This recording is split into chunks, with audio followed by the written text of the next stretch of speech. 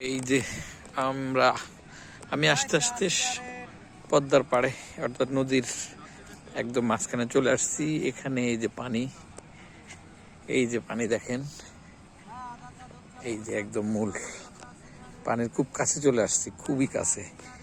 এই যে দেখেন, এই যে পানি, ওরে বাবা, এই যে সামনে দেখতে পাচ্ছেন, এইভাবে এখান দিয়ে ধরেন আমার ধারণা 20-30 কিলো সামনে গেলে আপনার ওই যে আপনার ফারাক্কাবাদ, যেটা ভারতের মালদা হতে, সেটা এইখান থেকে 30-40 কিলোমিটার সামনে গেলেই সে বাঁধ, যে বাঁধ আমাদের এই অঞ্চলের মানুষের জন্য অভিশাপ পরিণত হয়েছে।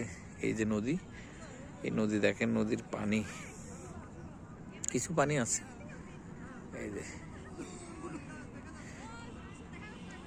এই যে পদ্মা,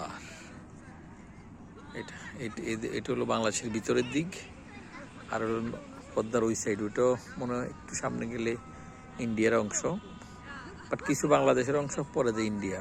আর এই যে এইটা হলো আপনার অর্থাৎ মালদার দিকে ভারতীয় অংশ, ভারতের দিক। তো এই হলো নদী বর্তমান অবস্থা। যখন বর্ষাকালে হয়তো পানি একটু বেশি থাকে, এখন তো শুষ্ক মৌসুমের জন্য পানি অনেক কমে গেছে, আর নর্মালি বাঁধের কারণে নদী প্রায় মৃত। আজকে পর্যন্ত, আল্লাহ হাফেজ।